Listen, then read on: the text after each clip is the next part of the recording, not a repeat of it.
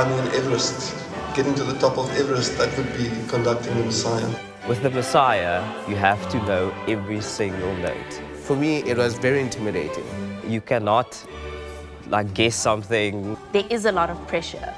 Ultimately, there's that tension of you have to be perfect because we don't have time, there's so much pressure. He's a perfectionist. No ending arms! Imagine being presented with 270 something pages. 2 months, please learn that and know exactly what to do.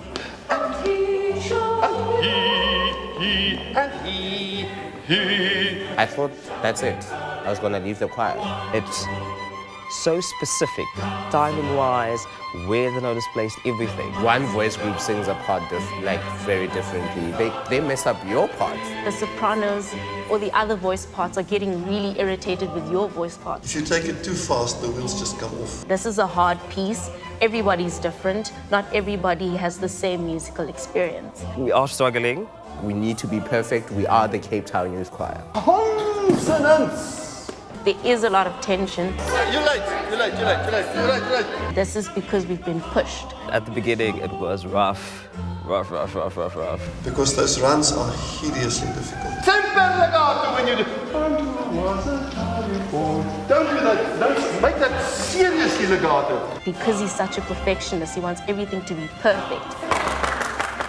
Okay, now what must I do? Let us break. You're not with us if you're there. Look at me. There's no space for mistake. Come on, guys. Come on. No mistakes. Now we should just be perfecting. We should just be let's get this right. If you start on the wrong tempo, you're stuffed. It's challenging. Come on. The consonants aren't strong enough. For the mouth of the Lord. We are here to make music and we are here to be good. We are here to be brilliant.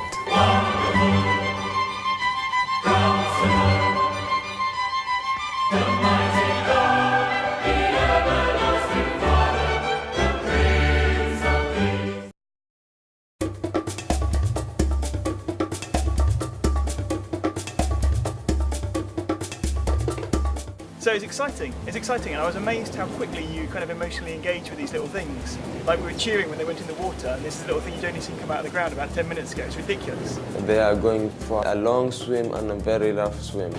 They knew they were coming to see elephants or giraffe or rhino, but they had no idea about the turtles. I think every time I saw one of the turtles plop into the sea, I felt this enormous sense of relief. They were seriously endangered, and unless someone did something to help them, we were going to lose them on our beaches here. I regret eating turtle meat before and seeing how much loss I caused. They were being poached. They were being eaten, the turtle eggs were being eaten, the turtles themselves were being eaten. Initially, the turtle misunderstand the plastic bags to jellyfish, and then they eat this plastic bag, and then it goes to block their floating system, and then it starves to death. It blocks up their stomach, or it just completely blocks the digestive system and they die from that. So it gets stuck in the intestine, the plastic bag, and slowly it just fills up and then it kills them. There's also ocean pollution, which can create diseases. There's a lot of crabs that will take the hatchling, especially because the shell at that time is still very soft, so they're easy prey, basically drown in the nets, and they also get caught by the fishermen. The project itself is supposed to be 32 berths at the Lamo port. Huge ships coming in, 1,000+ feet long, coming into the channel. You've got to have 30 ships coming in, 30 ships leaving. The new port is really going to be destroying everything. And as you know, turtles keep on coming back to the place where they were born. I think it would have a very serious impact. It'll be devastating for this area. They get hit by the propellers or by the motors, by the ships themselves when they come up to surface to breathe. It's definitely going to have a negative effect on the turtles in Lamu. We didn't get the report, and we have been really asking for that report. It's going to be catastrophic. They're definitely raping our seas. They say it's going to be the biggest port in Africa. It will be a devastation.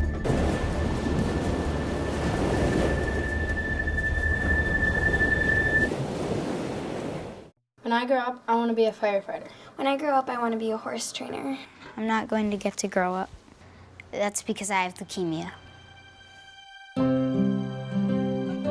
Well, Johnny, how are you feeling? The spirit is willing, but the flesh is weak. All Johnny ever wanted was a family to call his own. He's a foster child without a home. His mother was killed by a drunk driver. And he's absolutely sure that God will make him part of a loving family before he dies. All Dr. Carter wanted was to have his family back. Sweetheart, something inside you died when Robbie died, and I need that back. When fate brings them together. He's a special kid, Drew. Oh, they're all special, right? Yeah, well, he's a little specialer than most. Their faith will face the ultimate test. With God, all things are possible because he loves us. You really believe in this God stuff, don't you? Why wouldn't you? God's awesome. They'll have to open their arms. Protect your heart with this kid, Drew. Lord knows you've been through enough. Maybe that's what my heart needs, Mike. And open their hearts. I want us to consider fostering a little boy. He's a patient of mine. His name's Johnny. You want to bring a dying boy into our home. Isn't losing one child enough? To find forgiveness. Well, brother, it's time to pack your bag.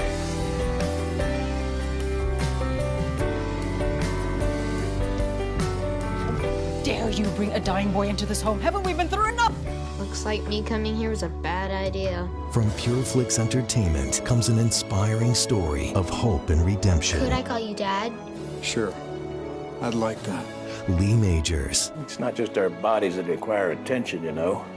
Our souls need tending to as well. Mel Fair. You're killing yourself over an accident that happened a long time ago. What if I can't let it go? And introducing Jerry Phillips. Well, no one's ever told me about God before.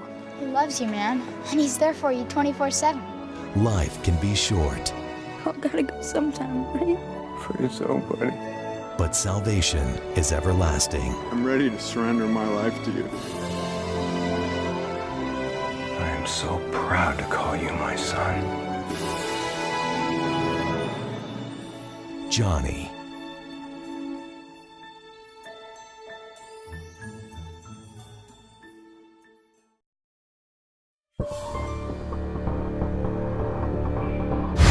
What did I do? What did I do? Just tell me.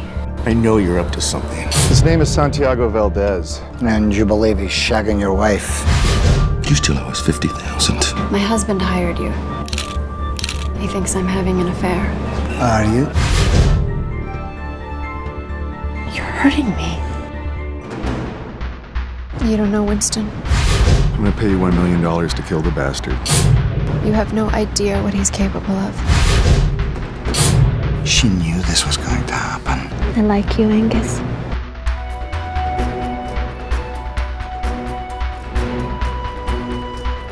What did you do last night? Watched a movie. This isn't what I'm paying you for. I want proof. She must have hid him in the car. I've never seen anyone. Has anyone been here at the house with Mrs. Thorpe? Si, senor. Now hit enter. No mistakes when you're to the code. One wrong number, you have half of Westcom security on the doorstep. I want all of them. Do you think he knows? 20 million. Did you find it? That guy's got your tattoo. You heard what I said. He cares more about that egg than he does about me. Then you should take it. You did test the code, right? Oh! I'm scared. I've given you everything. Every time you leave town, I'm shagging your wife. That makes a lot of sense. And how the hell did these get in my bedroom? He went upstairs to the bathroom to kill her. Could have ditched the body anywhere. He's a con. She's one of a kind. It's worthless. Are you in or are you out, Angus? You did 15 years for the murder of Benjamin Bright. He could be watching. I'll kill you.